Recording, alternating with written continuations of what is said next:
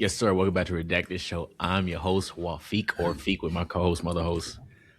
It's your boy Day to Day to the building. And we're back. Yes, we're back off the hiatus. Episode 119. We got another one for y'all. And before we get into the topics, because it's going to be a jam-packed show, there's a lot of things that came out from our last meeting with you guys. Before that, we just want to say thank you to everyone that has continued to support us, continue to ride for us. We're at 96 subscribers, y'all. 96. That's 4 away from 100. We're trying to push for that 100, so make sure we're right there, y'all. We think we can get there at the end of the week. We think we get there by tomorrow at the time of this recording. So, if you just please just continue. We just thankful to everyone that has supported, thankful to everyone that has subscribed, continue to engage in all the TikToks, all the Reels, even our edits that are made by none other truly than co-host Wafiq right here on the TRS Films TikTok page. If you see any of those, that is his making, his doing. So please, that's engagement is our engagement as well. So we just appreciative of everyone engaged in that. But let me not overtalk it. Earlier this month, there was the big DreamCon. Yes, sir. That I unfortunately was not able to go to. That boy locked up. They can't let him out. Not even no more, because I thought I had to work that weekend. I ended up not, but I was very sick that weekend. Oh yeah, keep that in the other city. Yeah, so it would have been.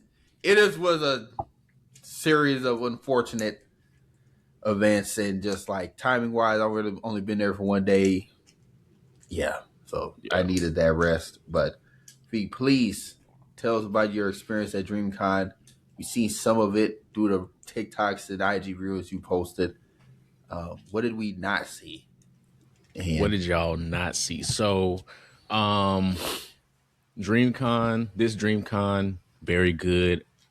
I would still say my favorite DreamCon is 2024. I think that's what the first time I was in Austin, or second time. That was crazy. That's when we had the priest outfits on. I think it's just because we had the priest outfits on, and it was and I tell y'all, we stood in one area for almost like 3 hours for people taking pictures. That was funny. But that was because I went to the first one. Mm-hmm. The first time it was in Austin. That was in 23. The second time was in 24. So yeah. But it was a great event. Got to meet a lot of people. Talked to Straw Hat Goofy, the movie guy. Posted that reel that went a little viral. Some of them takes on there was crazy about movies you need to watch. Some people were saying some outlandish things, but very good conversation with a lot of creators and people I met. I would say it was good. I will say, and people have already talked about it a lot, them in real life streamers, it's a lot of them. Goodness gracious, boy. It is a lot of people with that phone, a little tripod. It was a lot of them. And I mean, get it how you can. So I'll say that, but they need a space. Not all of them, but some of them do be in the way. But also we was working press for it. So me and Sage were working press. Shout out to I know he changed his name all the time, Ronan Sage. My boy. So we were able to actually interview the voice actor for Cloak from Marvel Rivals. So Cloak and Dagger, their character in Marvel Rivals. Got to chop it up with him. He actually gave us a card. Let me see if I could show it. That is damn. That's hard. He gave us a little card with all his ads and everything. Chopped it up with him. Real cool guy. The keychain is behind my desk, but also gave us a keychain as well. So that interview is going to be up within about a week or two. I just need to sit down and edit it. But really good vibes. Overall, great experience. Can't lie. Next one, though, I don't know about working press. I think it's time to have a panel. It's time to have a panel, or just come on as a creator, because we could have a creator a creator badge for sure. So I one of think so those. too. And I'm glad you said that because by next year, I'm vowing I'm not missing no more. Shay, if you're listening, understand that we're going next year. Y'all gotta do y'all gonna have to do a couples cosplay. I That'll think go so. I hard. think that'd be really hard. That'd be hard. That'd be tough. We'd have to figure out what to do. But yeah, Shay, we're going to drink. Just understand that. Understand that. What I guess some of your and we don't have to keep going into DreamCon because I know we got a lot of stuff to talk about. But I know there's a lot of discourse, and I want your take on this, Feek, about like people or streamers that were there. You may have already got into it, but just people that were there just to shit on the people that the con is for, like anime enthusiasts, gaming enthusiasts. There was, I guess, a lot of people there that were like outsiders of the space, and that's okay. I think that's what makes DreamCon special is it's open to everybody. You don't have to be this extremist or this enthusiast about any of this anime or gaming to enjoy DreamCon. It's for everyone. But when you have people that come in trying to get a content base, that's what it's for, content, making fun of people that are there just trying to have a good time or purposely trying to rage bait others because they're outside of this space. What was your thoughts on that? Did you experience any of that or see any of that? No, honestly, no. I also think it's because I'll be honest. I think it's because I don't even know how to word this. I think it's because when people see me, they're like, "Oh, he a nerd," but like, I won't try him. I don't know how to explain it, but you know what I mean. Said, I might pick a fight against this one, but not him. But but for real, on the real, I didn't experience anything like that. I mean, everybody I talked to, even if they didn't know the character, they was real chill. A lot of people didn't know who I was because I was Keyfree from Witch Hat Atelier for one day. I only cosplayed one day, but I was him, and people were walking up who they were like, "Bro, I don't know that much about anime. Who are you dressed up as? You look cool." And I just chopped it up with them. So me personally, I didn't experience anything like that. I feel like if you do come into the space at the same time, you already said it. It's not solely anime or nerd culture. It's more so, well, it is nerd culture, but I feel like DreamCon is a convention for people that are in the space of creativity more so than it has to be a anime only space. It has to be a superhero only space. It has to be a gaming only space. No, it's a space for people who have creative thoughts. Now, in that same breath, there is people that go there for clips, but that's just, I mean, just chalk it up to what it is. It's engagement. That's all they want. It's a quick 15 minutes of fame. I mean, that stuff doesn't really bother me because I genuinely do not care enough to care if somebody's there for rage baiting, honestly. Yeah. Yeah. Speaking of rage bait, we're going to go and get straight to the next topic. That's House of the Dragon Season 3. Can I say this real quick about House of the Dragons? Please. Do they know this is the final season? It's the final season? Do they know this is the final season?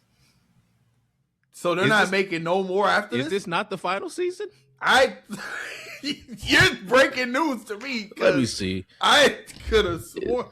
I mean, I didn't know that. And by the way this show is pacing, they clearly don't know that. Okay, never mind. Boy. Okay. Okay, it's not this season. It's season 4. Retract my statement. Everybody, reel everybody back in. Because bro, I've been watching these episodes thinking it's the final season. I said, damn, they got a lot of shit to do with these last 2 episodes. Because I don't know everything. I don't know everything that happens. I didn't read the books. I've not read the books or anything like that. But I do know like a few key fights. And I said, how you gonna do this in 2 episodes? So, okay. Now I feel better about the season. Yeah. Okay. let's continue. My bad to cut you off. But there's been, I think, 6 episodes with episode 7 coming out tomorrow night. Um, so because there's been a lot of content that has happened that has been produced since the last time we recorded, we'll just kind of do a very high-level review of the season so far, any sort of moments, and what we think is going to happen towards the end. So kind of kicking it off, the Battle of the Gullet. That was some crazy shit. So those first 2 episodes were initially supposed to be attached to the end of season 2. But they just placed them had them as 1 and 2 of season 3. I see why they were supposed to be at the end of season 2, because that was like stuff when shit like that happens. That's what they were hyping up. That's what Ryan Condal and their team was saying. Like, this is what you need to be excited for. Like, stakes are bad. People are going to get slatted. If you have not watched House of the Dragon and care about spoilers, this is your time to, jump forward in the pod so you don't get spoiled. But there's a lot of deaths. First, we get off rip Jace dying.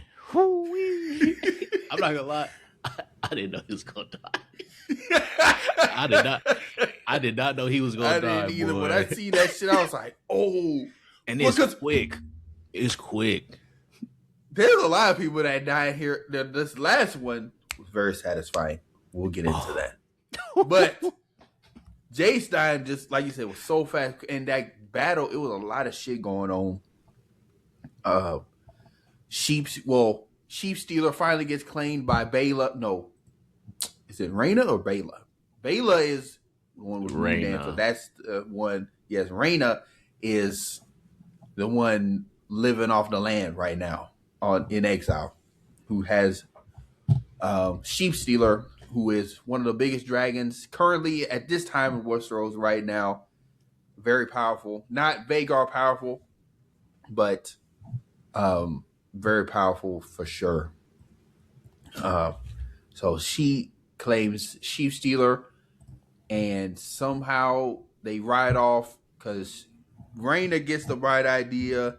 Like, I want to help in the war. I don't want to be basically just a nanny taking care of Rhaenyra's kids, even though she promised Rhaenyra she would do that. So that creates a whole other issue of things that we see later on in the season.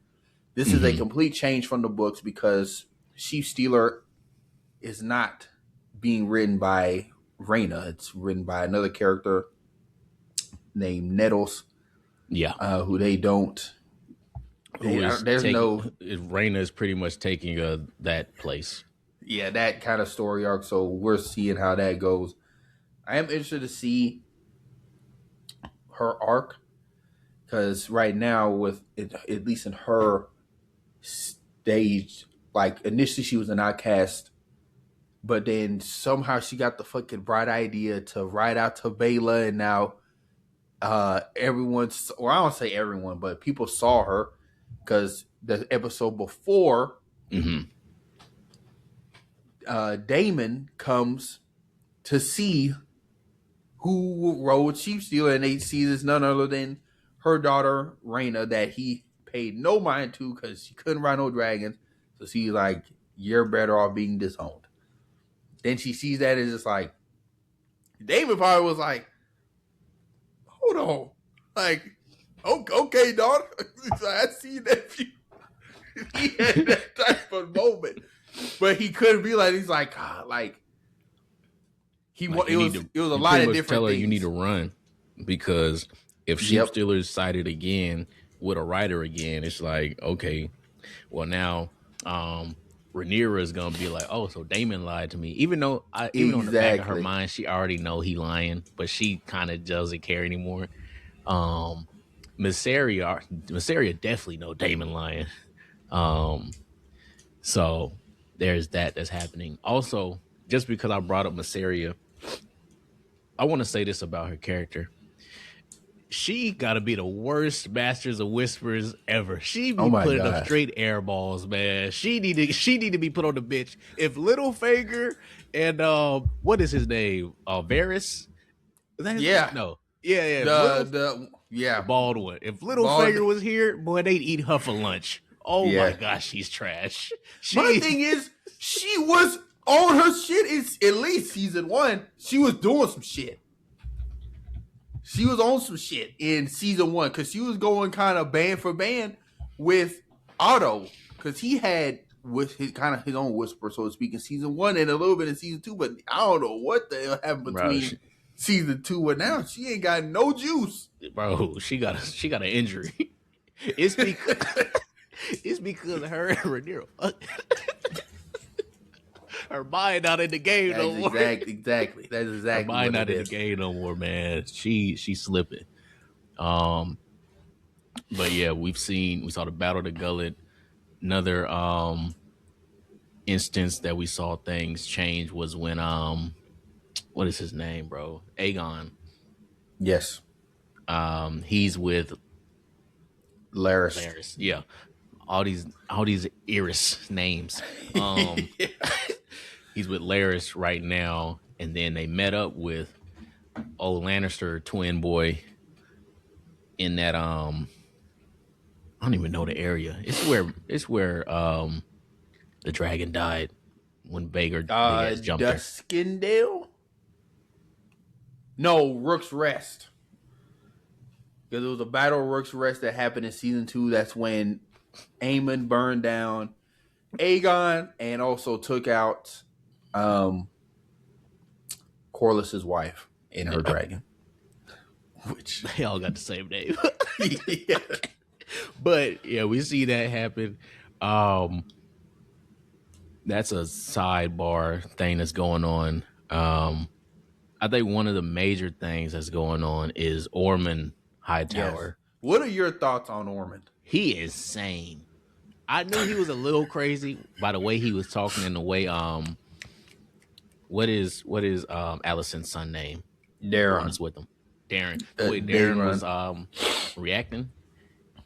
I knew he was a little unhinged, but then bro, when I forgot what Darren told him, but when he started hitting the table with his sword, like screaming, because he got the letter from Aemon that Aemon wasn't going to join showing up, and he started screaming. I said, "Oh, you're crazy." I said, "You are crazy," and that was very telling because you could tell Daron is like basically it's like a very mentally abusive relationship between him and Ormond, which is even put on further display when Gwaine comes from Cole and their campaign, which tragically is. Let's just talk about this real fast. I'm so glad that nigga Cole is dead. Fuck Cole. And I'm even more glad he did not go out the way he wanted to, because he was on essentially on a suicide mission. A suicide mission. And he wanted to go on in battle. He was like, Rhaenyra's on the throne, ain't nothing for me back there.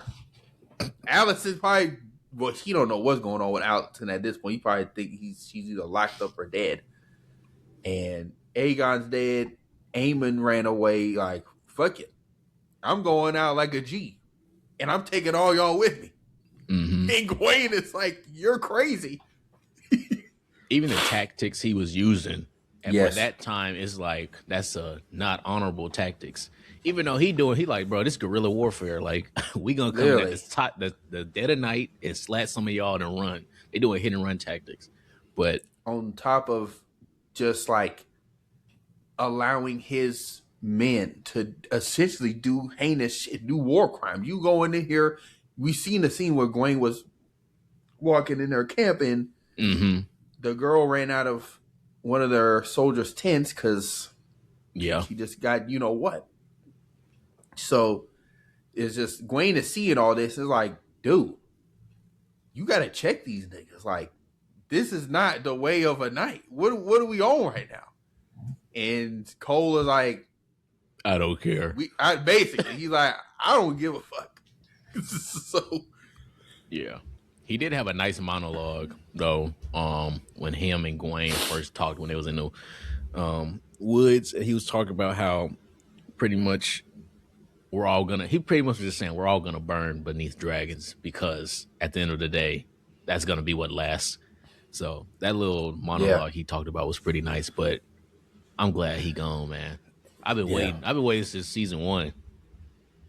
When that happened, I was like, thank God. I will say he had another bar where he was kind of talking his shit. When the Rivermen and the northern The wolfsmen that Starks. came when they came down and like it burned the bridge or something like that, and Gwen was just like, nigga, like they're ahead of us. We need to go back to Duskendale and re-up with Ormond. Like, we need help. And he's like, basically goes on this whole monologue, like, ain't nothing for me back home. I'm going out like a G. He basically like, I'm that nigga, and I'm gonna die that nigga. If he did I'm the not greatest die, knight. the greatest warrior ever. And he did not go out that way. Not at all. So, R.I.P. Christian Cole, you will not be missed. R.I.P. Bozo. Hey, And then go ahead. one thing that I thought was funny. It's funny because it was a tweet. It was either a tweet or Instagram comment with Jace's actor. I think it may have been a DM, but they showed it before where I think he DM'd Alan's actor, and he was like, "Bro, my body's not even cold yet." because we see now that Alan and Lady Bayla, they got some stuff going on now too. So I thought that was funny when it actually happened. When it finally happened, Yeah. I said, "Boy, Jace," which is kind of crazy. This whole incest shit is just wild. Like, this is like different levels of incest because technically Alan and his brother, forgot his brother's name, but they're like Bayla and Raina's cousins, half uncle, because Bayla and Raina are the daughters of Damon and Corliss's daughter. Yeah, I think Lena. Alan and them are Corliss's bastard sons. Yeah, so they're like they'd be like their uncle. They'd be like their grand cousins. Either grand cousin or uncle. Yeah, whatever it is. It's crazy. This whole family tree is wild. That's what they be doing in Westeros, man. That shit wild. But kind of going back to the Ormond plot and like the faceless men. So pretty much Ormond is trying to outsmart the Targaryens. He's trying to take them out internally, because we see that with the mysterious, like, grotesque murders of the Gold Cloaks. And now Corlys and his group dying, essentially from Ormond men, because we see his knight that's with him. I forgot his name, but he just reminds me of Link. I don't know why. He reminds me of like a Super Smash Bros. Character. Ike. Yeah. Whatever his name is. I don't even know his name. But let me see if I can find it. He pulls up on him in the woods after the Gold Cloaks are basically taken out, which I think that is, Ormond must have some sort of, like, I guess, ties or dealings with the Iron Bank, who is hiring these faceless men who live in the Essos, or the what's that island?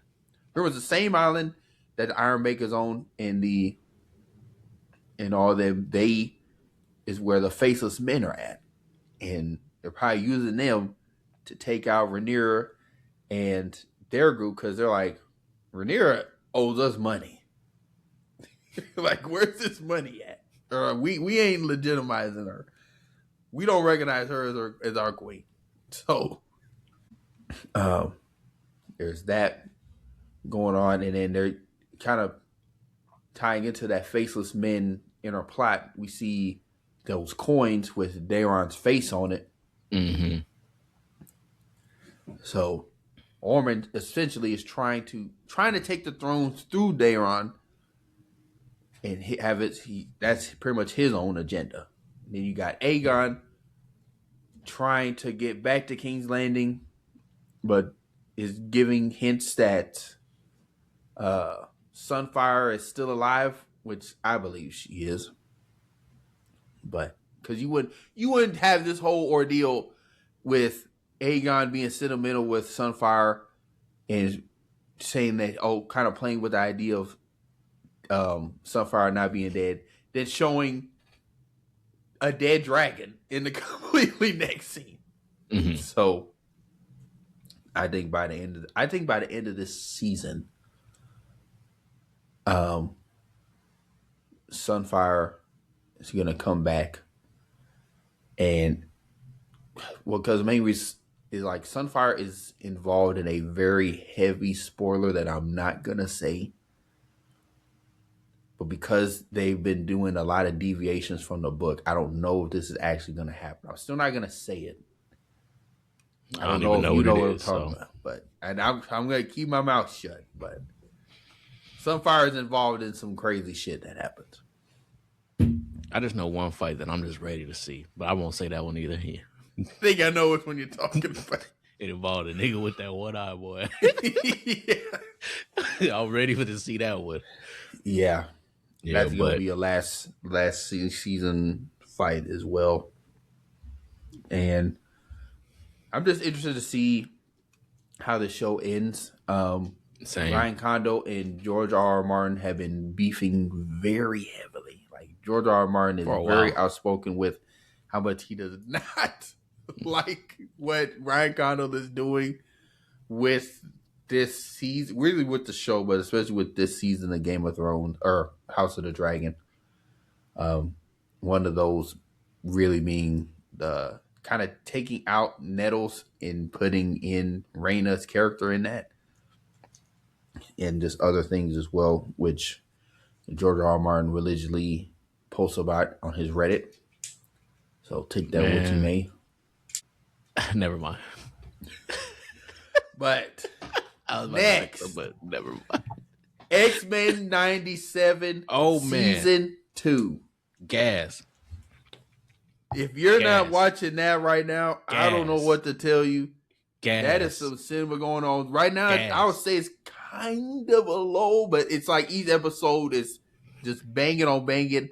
Gas. This last one was kind of, I would say, not necessarily filler, but half filler. Like it didn't really push to the big plot until the end.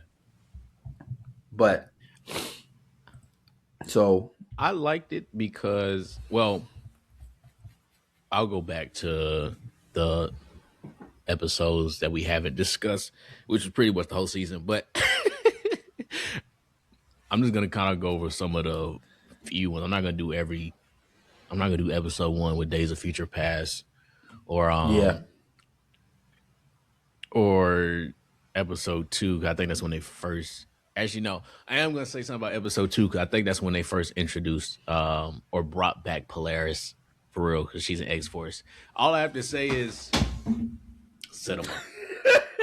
Look, I just want this to be known because we're gonna talk about some X-Men, like MCU X-Men stuff later. I just want it to be known that I said this, I believe last year, or it was very beginning of this year. I think it was last year that I said Polaris needs to be in more stuff. What do we get? Polaris and more stuff. Polaris. And I'll say this, and I'll say it again. When y'all make the MCU version of X-Men, Polaris needs to be in there. Polaris needs to be in there. I think everybody loves Wanda. My bad to cut you off. Everybody loves Wanda. We love Pietro. We need the other child of Magneto in there. We need Polaris. Yeah. But okay, back to X-Men 97. Now so X-Men 97 first few episodes pretty much are the rise. I think the Rise of the Apocalypse storyline. So let's go ahead and get it straight. 3 and 4. That's 3 and 4 until we see 7 or 8 and 9. Hands down, the best episodes of the season. We see a young Insabah take kind of going through his journey.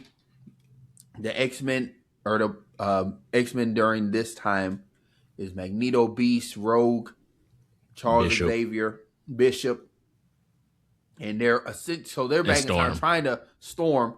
No, Storm is ain't Storm with Forge in him in the future. You're right. You're right. I'm tripping. No, you I'm good. tripping.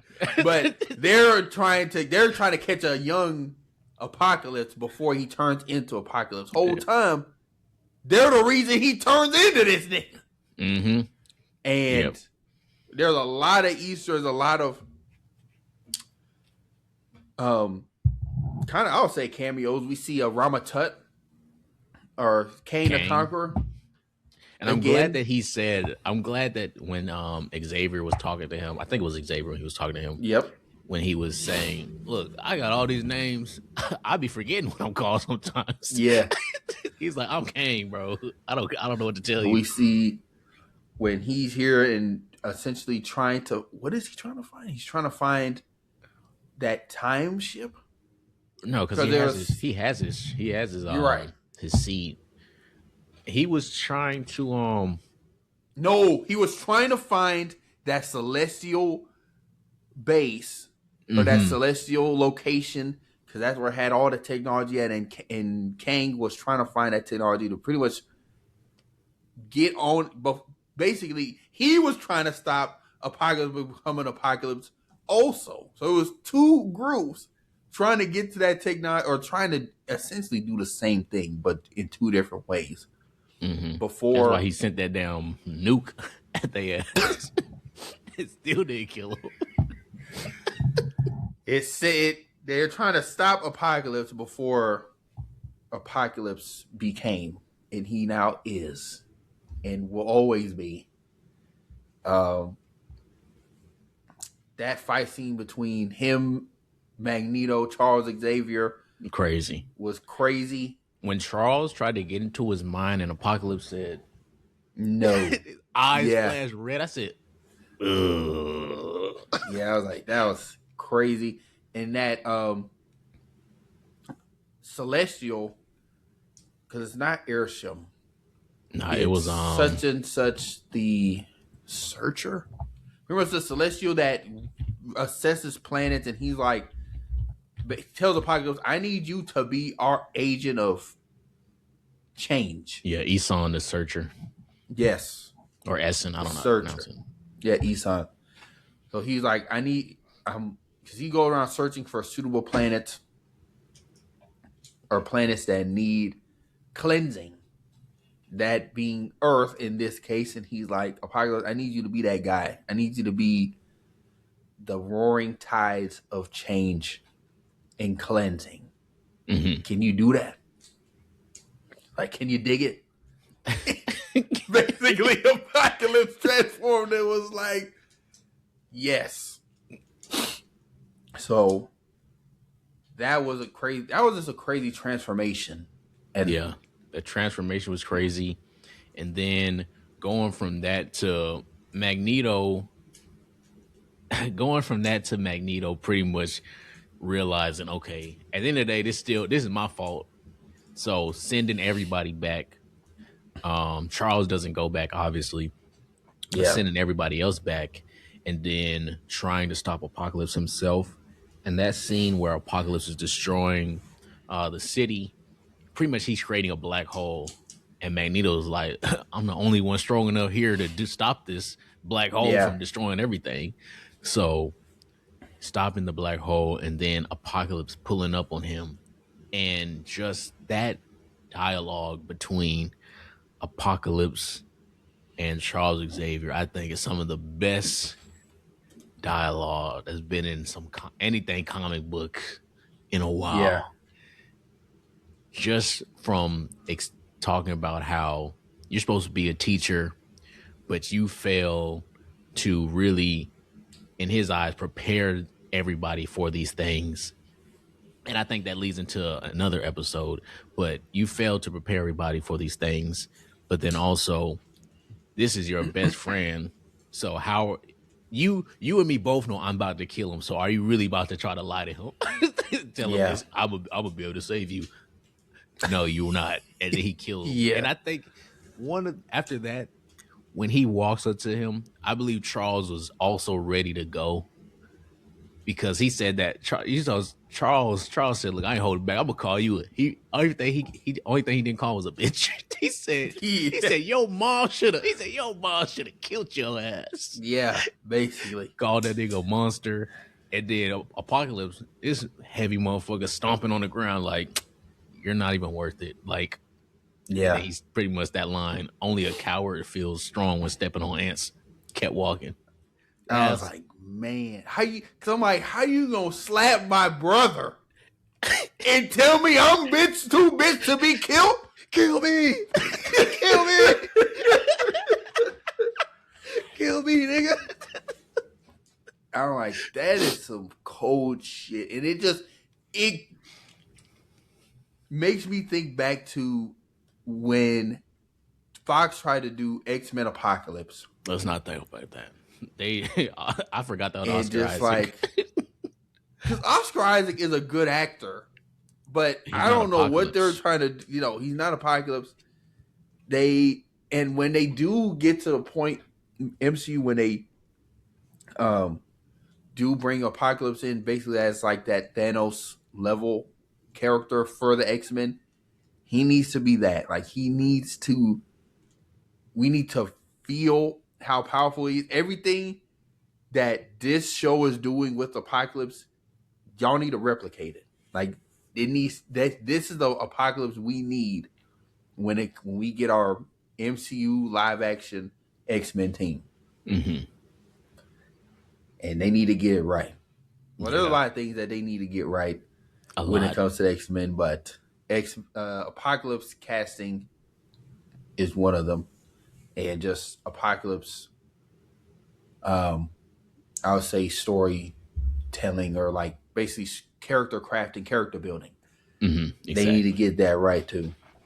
Yeah, but I mean, overall, X-Men 97 has been great. I will say I did enjoy this last episode, the latest one, because they brought in Exodus, who is an Omega level mutant. I don't like how they did him. I will say, and is it spoiler if I say what happened in the episode? So technically, but I don't think Okay. it's lasting. Like there's no way he's too powerful for that to have. Yeah, so spoiler, Exodus gets shot by a regular, well, it's not a regular gun, but he got shot. And I was like, what the fuck? Like, I knew it was gonna happen just because it plainly showed that it was about to happen. Yeah. I was like, damn, bro, a gun on this Omega level mutant? Because for people that don't know, Exodus, the way he's a telepath, telekinetic, excuse me. He has energy manipulation, I believe, as well. But his powers, outside of that base effect, his powers get increased the more people that believe in him. So he truly has like the power of friendship as a mutant ability. But that's why he's one of the leaders of the Acolytes, because the more people that believe in him, the stronger he is. But he is overall an Omega level mutant. So I'm just interested to see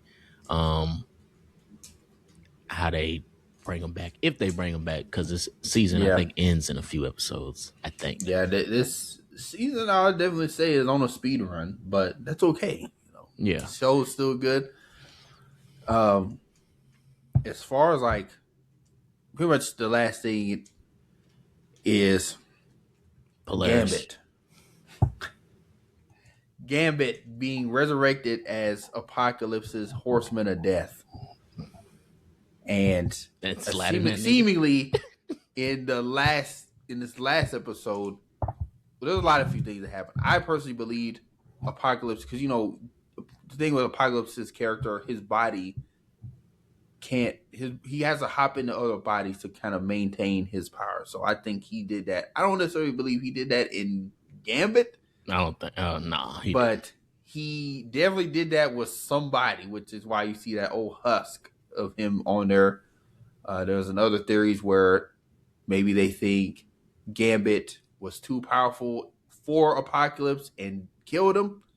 I don't see that happening either, because I think the way they want to end this season, if they really want to perma kill Apocalypse, is they're going to honor that prophecy where essentially Cable has to be the one to kill Apocalypse. So I think they're going to do that. But until they do that or some form of that where it's Cable and friends, I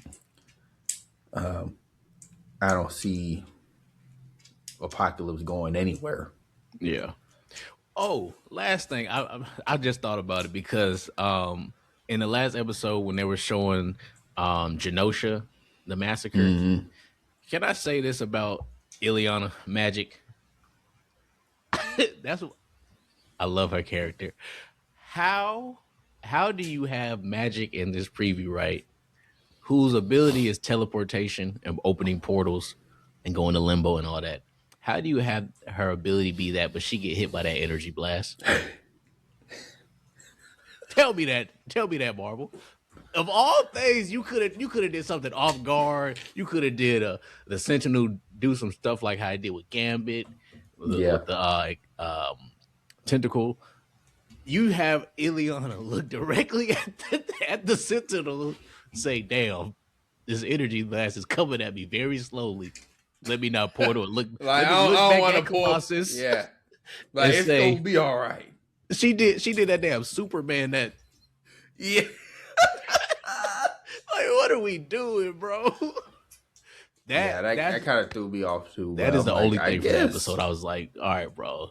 I said, let's see how this I goes. guess they needed a reason to put Colossus on the acolytes. But keeping it in the Marvel realm, to have a very serious conversation about Marvel's recent activities as far as cancellations and marketing of certain characters of a certain ethical background that is starting to get very telling, and I think deserves conversation and uproar about it. So this is coming off the news of Wonder Man season 2 being canceled. Yahya Abdul Mateen posted something about it on his Instagram. Remember saying, I'm paraphrasing, but it sucks, but he enjoyed what the show did, making the show, and how many, how it really impacted a lot of people, and it's loved. People watched it. And it got Emmy nominations. Yes. It got Emmy nominations. It's one of the best rated Marvel projects, not gonna say just TV projects. And it had Emmy nominations. None of your shows be having Emmy nominations, except for I don't even know if Loki had one. Loki may have. Maybe one. But yeah. But this Wonder Man 2. Go ahead. This was a show that was made with one love and then also respecting the art and the fact that it was all about actors finding roles I would say that's the main plot or one of the main plots, actors finding roles, being comfortable with the sales, art, building that out. Having that and then saying, you know what, this stuff was very successful. Get rid of it. That is a slap in the face.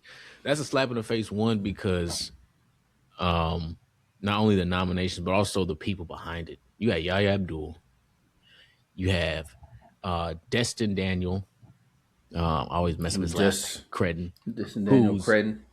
Who did, we already know Shang-Chi. He did Wonder Man. And he did, what movie is out right now that's being played that just had the biggest, not even biggest opening weekend, biggest preview weekend, Thursday of all time? Or at least the biggest since Endgame. Spider-Man, he did that too. And you gonna say, nah, let's get rid of it. Y'all are smoking something and it ain't good. Yeah. So just to list a few of the recent cancelings of certain Black characters, and just like other things that have been pointed out by the community that are just very glaring. Blade being canceled, pretty much confirmed by Mahershala Ali. Armor Wars being canceled, that got canceled a few years ago. Ironheart not having any sort of promotion and marketing until like a month before the show came out. I say a few weeks. And she's MIA. Captain America 4, that just had like a lot going against it. And y'all, if y'all want to hear our thoughts on the Captain America 4 movie, we did do a review on that on the channel. Monica Rambeau basically being MIA since the Marvels. We haven't seen her since then. We know she's in the X-Men universe, which I guess I could see Marvel having some hand-wavy explanation as to why she hasn't been seen since then, is because she's trapped in another universe, but still. And I guess this is my first time hearing about this, but Moon Girl being canceled. I think that was a show, like a Disney Plus show that they had for the Moon Girl character. But it is a lot of telling things. Do I think Marvel is racist? No. But do I think Marvel cares about their black characters? No, I don't think they do. There's a lot of things I don't think Marvel really cares about nor has faith in. One of those being just their women-led characters and black characters as a whole. But you know who they do got faith in? Peggy Carter. Oh my God. Oh my goodness. They love Captain Carter though. They gonna straighten us with her every instance they got, boy. Time. Every instance they got, they gonna force feed that character down our throats. Oh my goodness. Is more than likely at least Peggy Carter, maybe not the Captain Carter persona, but Peggy Carter is gonna be in Doomsday threatening us, bro. I hope it's just Peggy. Peggy, I like Peggy. Peggy cool. Yeah. Captain Carter, the way they write her is terrible, boy. That shit ass. I just go back to Blade taking 7 years to get out of production purgatory just for it to be canceled, and Mahershala Ali to not do the role anymore. And I feel like we'll get to this when we get into our San Diego Comic-Con announcements and our Like a Little Redacted, but I don't understand how you expect me to have faith in Marvel making I guess it's already made now if it's coming out next year or in 2 years, but I don't know how you expect me to have faith in them making a good Ghost Rider movie when it took them 7 years to try to make a Blade movie, when they had the blueprint in Wesley Snipes' Blade movie in the first one. We've said it on this show, and I know I've seen the same sort of consensus where it's just like no one would have had any issues if you just redid the first one with Mahershala Ali in it.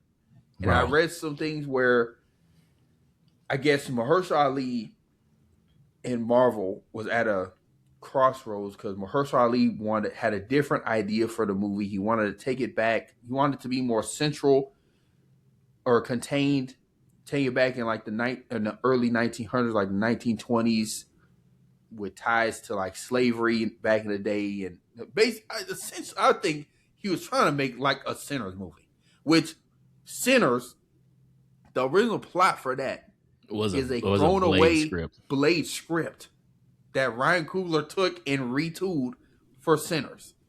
So you mean to tell me Ryan Coogler can make Sinners one of the greatest movies we've seen probably definitely in this 2020 decade, but we can't make a fucking Blade movie? And you expect me to believe we just popped this Ghost Rider shit that's gonna be good? I'll believe it when I see it.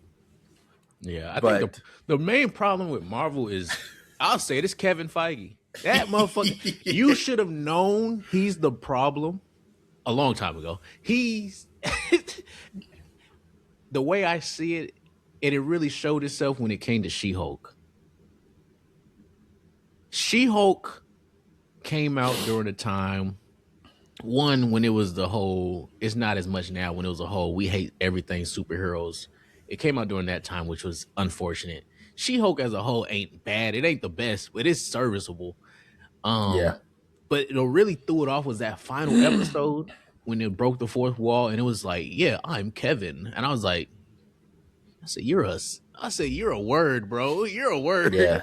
um, and then he really doesn't. I'll be honest, he doesn't need to be the head of Marvel, bro. He does not need to be the head of Marvel.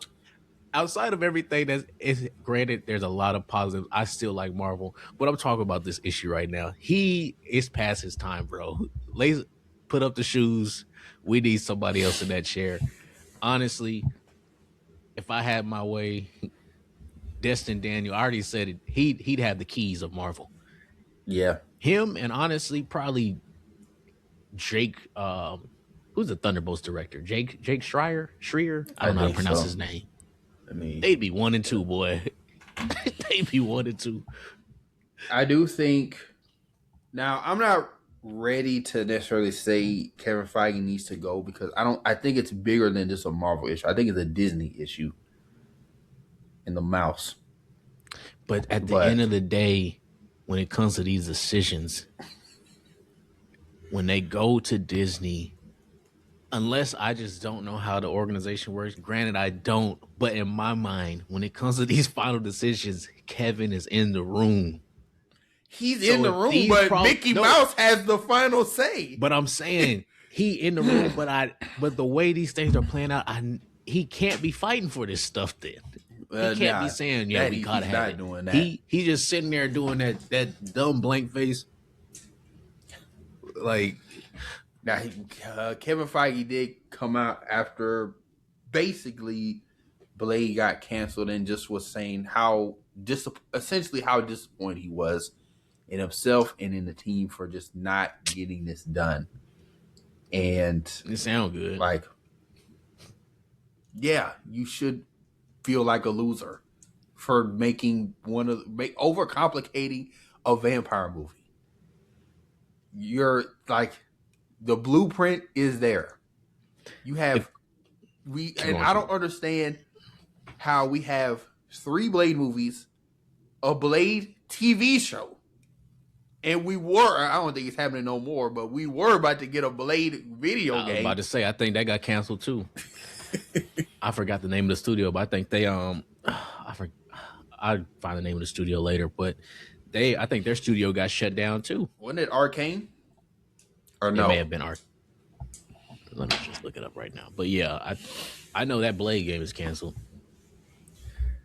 Yeah, it is it's just disappointing because I know we've been talking a lot about Blade because that and Wonder Man are the 2 recent news. I don't think Wonder Man is going anywhere.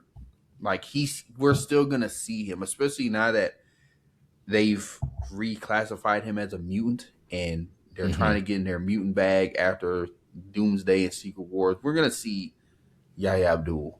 Yeah, we're gonna see Yahya. We're gonna see Miss Marvel. I know she's not black, but I'm just saying mutants right now. Yeah. We're gonna see Miss Marvel and all these other mutants.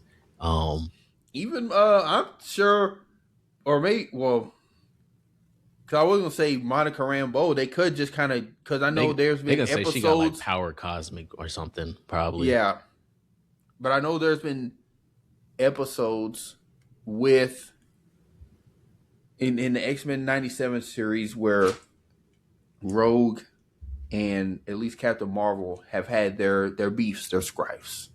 You know what I'm saying? Like Rogue, or I think it's the other way around. Like Rogue gets some of her powers from Miss Marvel or Captain Marvel. I can see them if they do once they introduce Rogue, wherever that is. I can see them maybe having like some ties with Monica, and she's kind of like the new Captain Marvel because I don't know, is Brie Larson's Captain Marvel in Doomsday? Was she on that chair? I don't think none of the Marvels is on there. Which I guess I haven't thought about that, but just to wrap up the stuff with Yeah. Marvel and black characters, I think Marvel does stuff well, but they also do stuff bad, and this is something that I believe that they do bad. And it's unfortunate because they have so many black characters that are key to everything. Storm, Storm is the biggest, one of the biggest, not just women comic book characters, one of the biggest Marvel characters. She is Yeah. essential to. Let's talk about money. She's essential to the Marvel IP. Yeah. She's as essential as Spider-Man, Hulk, and Wolverine. And if you don't think that, you don't know Marvel and you don't know Yeah. comic books. She is essential as those three. She's as essential as the elements herself that she controls. Like Exactly. she's There's she more is characters. There's Luke Cage. We have Black Panther, Blue Marvel, more Yep. Miles Morales, all these other characters. But the way that they do these characters, they're so they're so afraid to just Yeah. make And something. the reason why I think it's bigger than it's a Disney issue because they have the same problem in Star Wars. I go back to Obi-Wan when they had the main, at least they portrayed her as like the main kind of antagonist to Obi-Wan because I just hated how they portrayed her as this angry black woman because they didn't give her any. This was a new character that they didn't give any context as to why she had so much heat for Obi-Wan until the very end when at that point her character was quote unquote irredeemable in a lot of Star Wars fans' eyes, or at least the unsensible ones. And I hated that. I tried to give her a chance and I did. By the time at the end of the show, I'm just like, I wish they would have had this sort of context before so I can follow her more and then just be like, why is she just so hot? Or that's I know what you mean, bro. You don't got. why is she so angry at this nigga? Why is she so angry at this man? Yeah, it's just all in all, Marvel, get your shit together. Get some writers in the room. Give the keys to Destin Daniel. And stop BSing, bro. Before I have to intervene. But with that being said, we're gonna get into our like it, love it, redacted for the pod. Really, the bulk of these being our San Diego Comic-Con announcements that we can do a quick dialogue on. So the first one being Black Panther 3 coming out December 18th, 2028. At this, they also revealed the new T'Challa Black Panther being David Johnson. Mm-hmm. He is playing the beating son out. Yeah, he's playing the son of T'Challa, who's also, his name is T'Challa. So yeah, for people to say, oh, he's the new first, no, he's the son of him. He's his son. Yeah, beating out seemingly Damson Idris. I think I've seen reports where it was pretty much down to the wire between them two. I personally believe Marvel and Ryan Coogler were like very close to, or they probably were in talks of like Damson Idris having. No, Ryan Coogler came out and said, did you see what he talked about? I did. He came out and, well, Kevin Feige talked about it. He said they knew David Johnson was going to be it. It was months ago. I think it was like almost whenever The Long Walk came out, a little bit after that movie. Kevin Feige came out and said Ryan called him and was like, I know who's going to be the next Black Panther. And he was like, I'm going to go meet him soon. And so so they had a private meeting, David and Ryan. They talked about it. And I think they had another meeting, I think with Kevin Feige, if I'm not mistaken. But it's been at least 6 months that he's known, like, oh yeah, David Johnson is going to be Black Panther. Ryan Coogler came out and said pretty much. But I also think Damson Idris, I think he was a candidate for it, but I also think he didn't go with it or they didn't pick him because he's in that other movie that's coming out. Um, I forgot the name Yeah, of it. it's like I a didn't watch the child of trailer. blood and bone or something like that. Yeah, I know it's a book. I believe it's based off a book, but Yeah, I still need to watch the trailer. So, but David Johnson's the new Black Panther. I made a video about it, and I'll say it again. If you haven't seen him in The Long Walk, if you haven't seen him in Alien Romulus, if you haven't seen him, I just watched this movie. I got put on. Somebody told me about it. I just got put on this movie. It's called Rye Lane. I've seen like the cover for it. I've never watched it, but it's a rom com. Uh, they're based in England, UK. I don't know, ship cheerio. They're based in that area, London. It's really good. I can't lie. It's a quick watch. It's like an hour 30 minutes maybe. oh, that It's is nothing. it's really good. It's on Hulu. His acting on there was great. So I mean I'm excited for it. I think he's gonna kill it. That'll be good. Yeah, nah, I'm excited for David Johnson. I really loved his performance in Alien Romulus and Long Walk. I have not seen Rylene, but yeah, I'm excited. Someone made a we love this. We love this more so. Seen a tweet where someone was like, "Man, David Johnson's the same size as Letitia Wright. Letitia Wright, she gonna whoop his ass. Like that ain't none Marvel can't fix with some muscle padding I said, bro, and all some you gotta do is change the CG. angle. Exactly. They gonna look 6'2". People But forget that Tom Cruise like 5'1". exactly, sliding over cars. Miniman. But the other dude from San Diego Comic Con, we got we got Ghost Rider announced. So Ghost Rider also coming out, supposed to be coming out in 2028 in July. Ryan Gosling is going to be Ghost Rider. He's the new Ghost Rider. They haven't announced which Ghost Rider he's gonna be, but I mean, he's got really two options. So he ain't gonna be Robbie Reyes. He's not Robbie Reyes. We know that. So, So he has two options. And then Sean Levy is directing. So how do you feel about that? I was gonna say I believe we both like that Ryan Gosling's Ghost Rider. I was like, that's a great casting. I've seen some people say Keanu Reeves should have got it. I know how you feel about Keanu, so I'm not even gonna ask. But I think Ryan Gosling is the better choice. The Sean Levy. Me too. One, oh man. My mind, I think my mind is just like there's certain directors where you know that they're gonna like their movie's gonna be out the park, right? Sean Levy's not on that list for me. Sean Levy has some good movies. Sean Levy has some excellent. Oh, let me not say it. Sean Levy has some movies that aren't my taste at all. So I'm concerned, or I should say, I really want to know which Sean Levy we're getting for My this. thing, so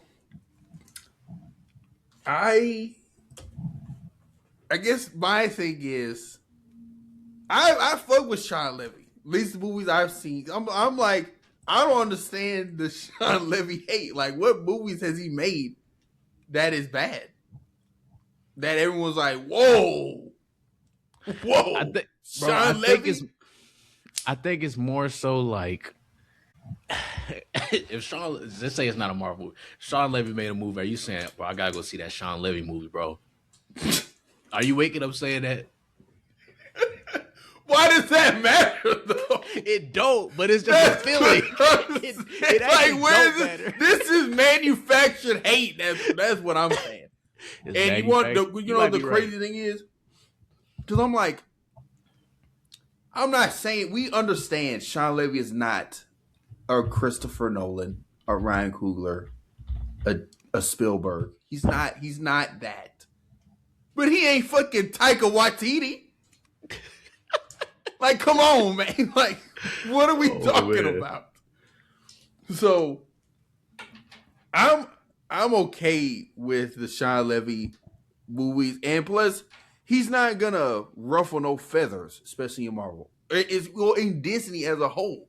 He's already making with Ryan Gosling starring in the movie that Star Wars Starfighter movie that's coming out in 2027, and I think that's really where Marvel got the ideas from, or at least got the instinct to like, hey, this nigga already in house in terms of Ryan Gosling.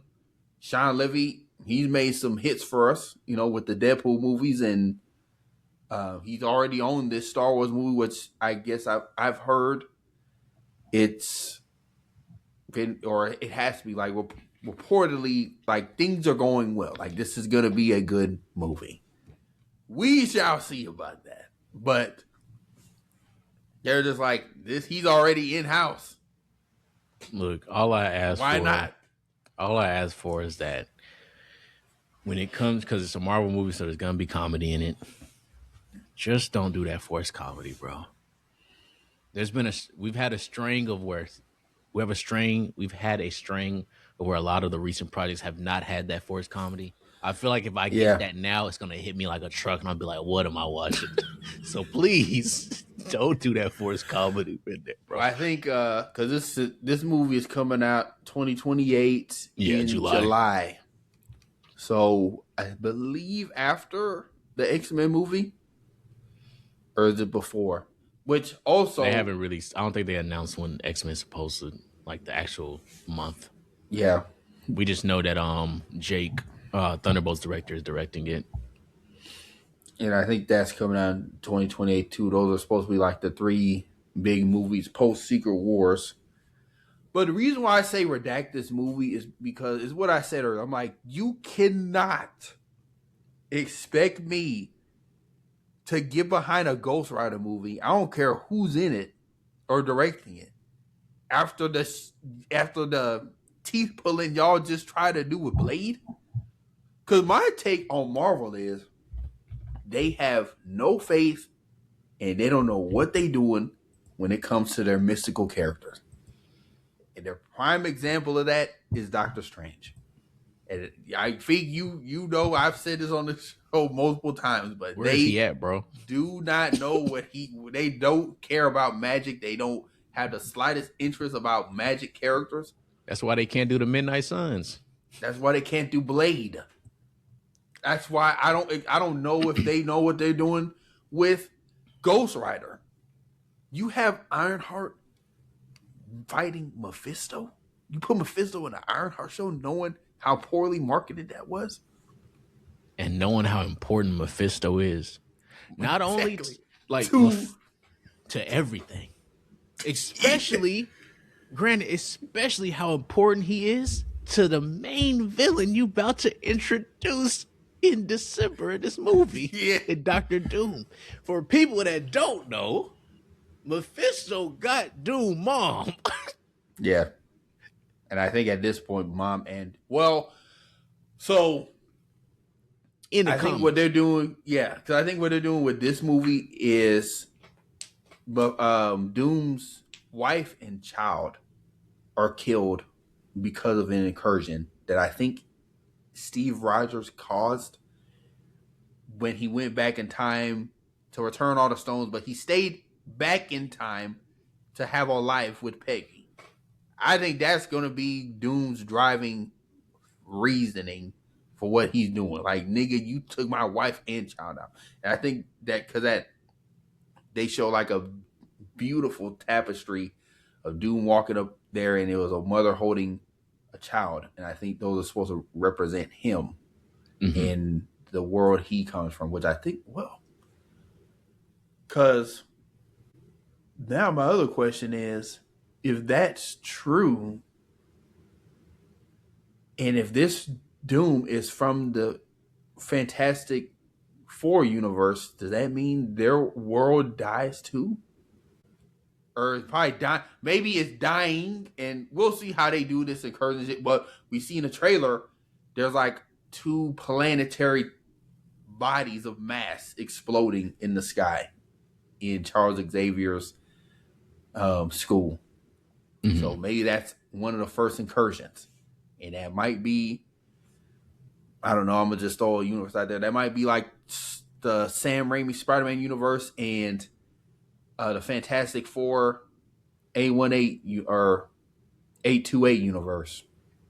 And the Fantastic Four just escaped out there, and Doom's like, what the fuck? And or maybe he finds out because he finds out the reasonings or the cause behind it. He's like, oh no, I'm finna get this nigga. I'm finna get you. Ricky, when I catch you, Ricky. Bro, I just imagine you too, like, bro, what the fuck? Like, nigga, you just took out my wife and child. I'm finna go scorched earth. Oh, bro. Yeah. It's gonna be interesting. But, I don't know. That's a theory I have. Kind of going back to, kind of got off topic there, but going into the next San Diego Comic-Con announcements, I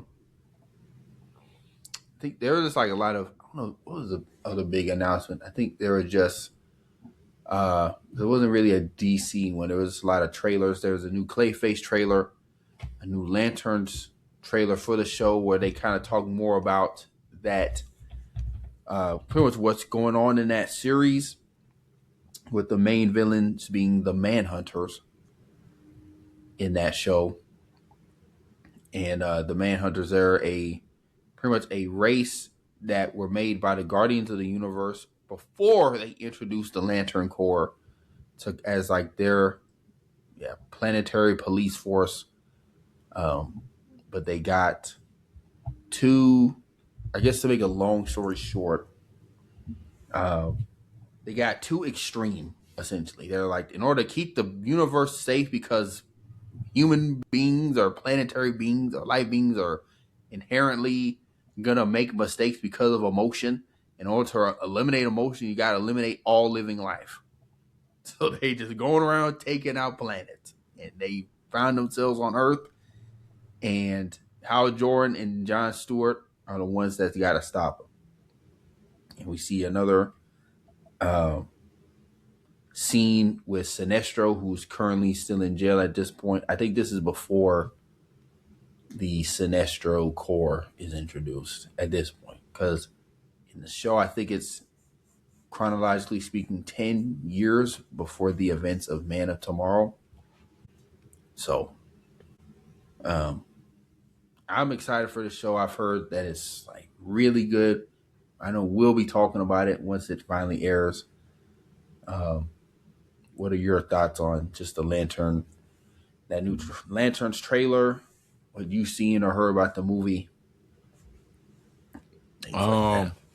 I'm excited for the show. I'll be honest, I did not watch the Lanterns trailer, the Clayface trailer, because I was gonna do a reaction to it, so I haven't watched them. But I only watched like the first 3 seconds. I was like, let me react to it. So I haven't watched it yet, but I'm excited for them. When it comes to this comic book stuff, man, I'm gonna be excited until I watch it and I deem I shouldn't be excited anymore. That's some real shit. That's some real shit. But yeah, and then those are pretty much all the big San Diego Comic-Con announcements. Yeah. I guess one other announcement, I forgot to bring it up when we were talking about X-Men and everything, is that casting news. So Samara Weaving is going to be playing Emma Frost in the upcoming X-Men movie. So when they finally reboot the X-Men universe and everything, Samara Weaving will be playing Emma Frost. So I guess, and for people that don't know, Samara Weaving is the lead actress for most recent role will be Ready or Not and Ready or Not 2. I have not seen those movies, so I can't really have an honest assessment of if I like, love, or that. I'll say like.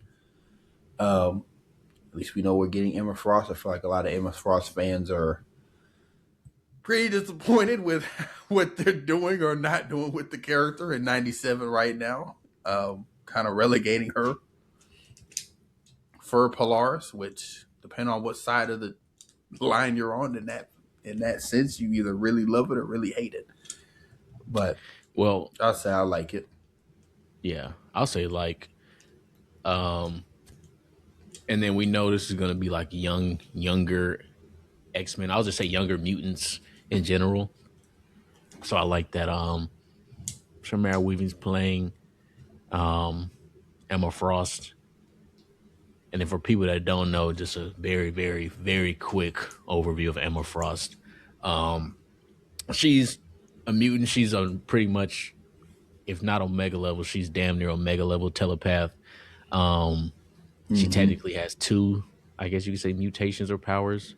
One is the telepath abilities. The other one is pretty much she creates her body into a diamond.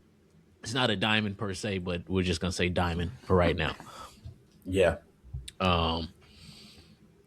And she's at times very early on, I guess you could say, opposite of the X-Men, but then that strictly changes because she's part of what's called the Hellfire Club, excuse me, and they're pretty much, you could say, in real life, a group in the shadows that runs money Yeah. of the world. And she Group of joined that elitist. exactly. So she joined that group early on because she discovered a subplot of somebody about to assassinate someone else in the group. So that's how she was able to get a seat there. But then when it comes to X-Men, mutants, all that, she's over the Hellfire Club, kind of redoes it for mutants. And then from there, she does a lot of funding for Genosha, then Krakoa. Well, Krakoa, yeah. I don't think it was Genosha. Yeah.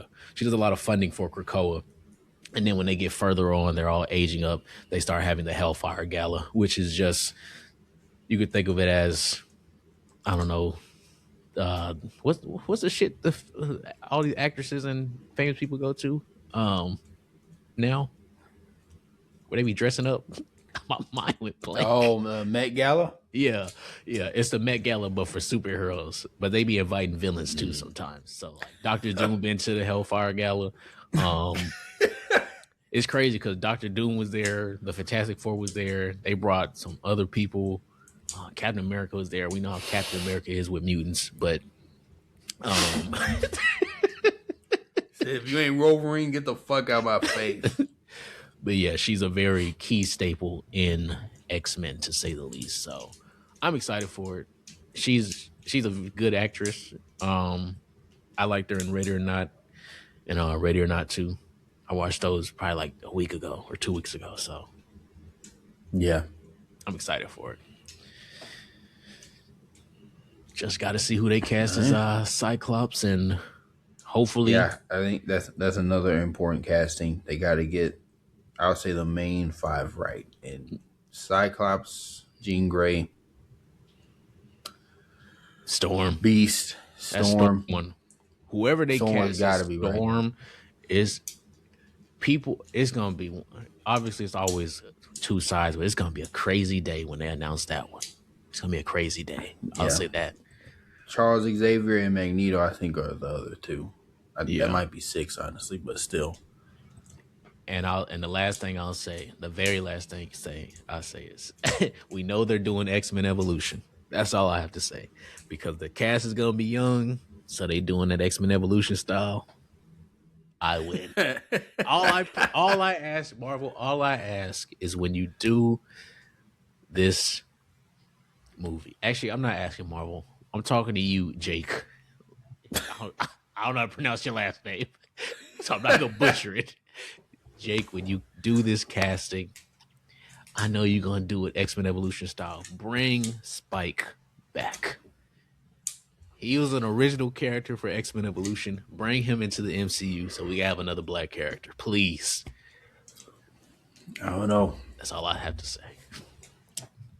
But with that being said, it's time to get into our infamous bag. Yeah. Big, please drop the music. I don't remember what button it is. Yeah, bitch, I'm in my bag. Bag, bitch. I just made a.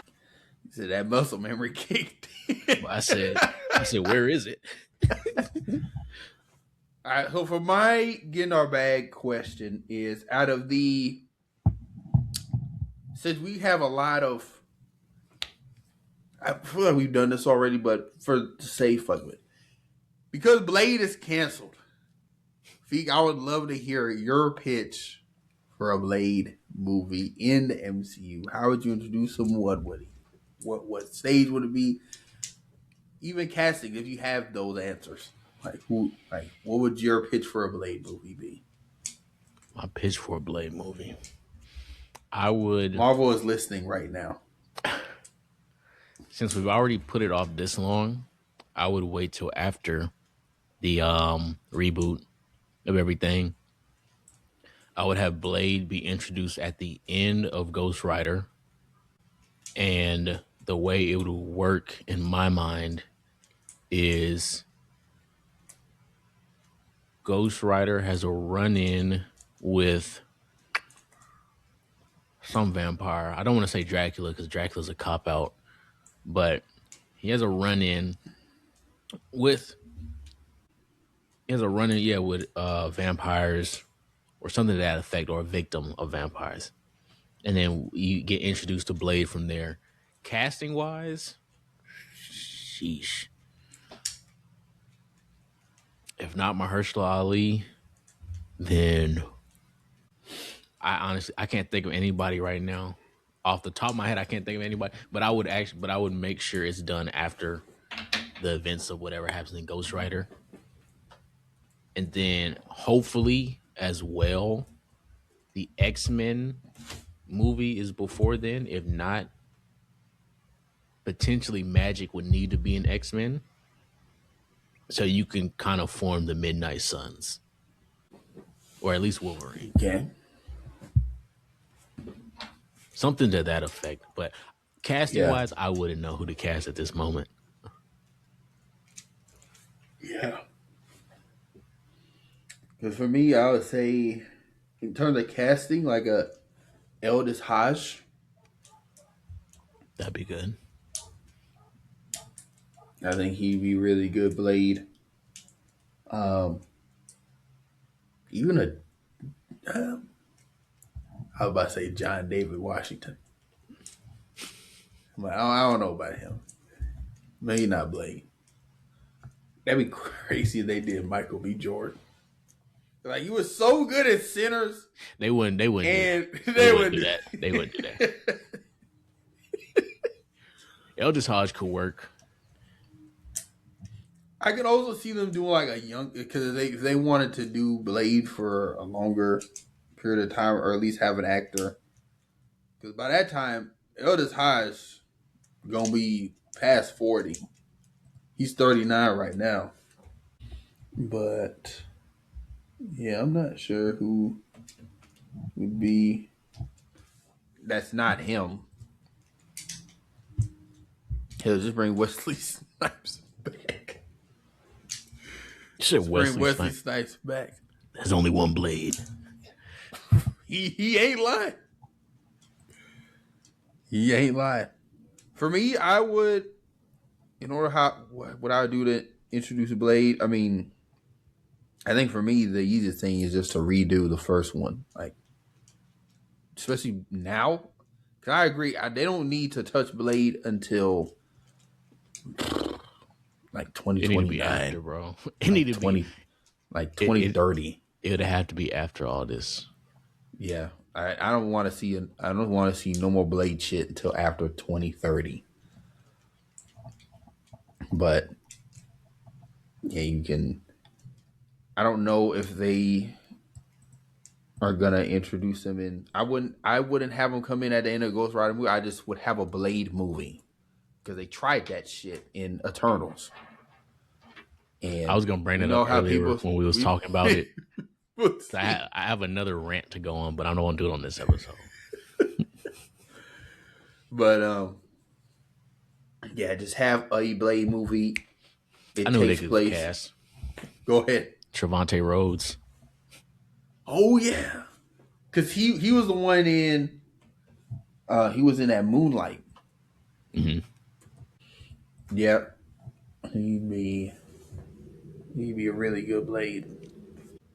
Imagine if they cast Ashton Sanders his Blade. For those who don't know who Ashton Sanders is, if you watch the Wu-Tang American Saga series, he was the RZA, and his portrayal of the RZA was it was an interesting one. I'll say that. Nah, bro, they're gonna cast Tyler Williams. Everybody hates Blade. Oh man. But yeah, I'll say just basic, just like so many things Ways they you could could- pull from. Like, 'cause I would essentially say you have the same sort of feel as the first Blade, but it's in the old deep South, like Sinners. So you have it in the past. Where is this? I wouldn't have it in the past, bro. I'd have I'd have that bit present day is redone exactly how the first one is. You update, bro. Everybody got iPhones now, bro. It's not. I tell you, it's you just clean up the edit. Bro, Clean up the. I tell you, it's not that hard to make this movie. It's not It's that really hard, not. bro. It's not. Drop that motherfucker in any major. Drop that nigga in Miami, Detroit, like in Chicago, New York, Houston, LA. Drop them there. You got a vampire infestation. Go from there. Yeah, Blade, you got to take him out. It's modern day, and it ends with you don't even got to introduce somebody. You can end it with him looking at a TV and it's the news about something that happened in another movie. He looks at the TV. It's a police report. Bodies were found burned to a crisp, with tire marks leading away. We know that's Ghost Rider. Yeah. Boom, the movie done. But that being said, we're going to go into our final segment, a redacted rule for the pod. Thank you guys again for tuning in with us. Again, 100 subscribers. We going to get that, but we need your help to get there. And my redacted rule for the day is to, be courteous. Be courteous of others. Be mindful. Never know what someone may be going through or how they may take something that you say. So just be mindful of others. Courteous. My redacted rule is be positive. That's all I got, man. Be positive. Do the affirmations, pray, just be positive, and positive things will eventually, if not immediately, start happening. Yes, sir. With that being said, it's been your boy Dana Dane. Been your boy Wafik. And we out. Peace. Lot of paper pre-cut, Chris make juice to the drop like Shane came with a clean plate, came with a sink. The Parator came with a mate. Charcoal's white like paint. My hoe by the hoe, cause she know it's my king. Hit on my side, cause I drop a song. Think you should hit up the link. The phenotype came from the pink Colombian thing. Yeah, the genetics unique. See it right on the beat.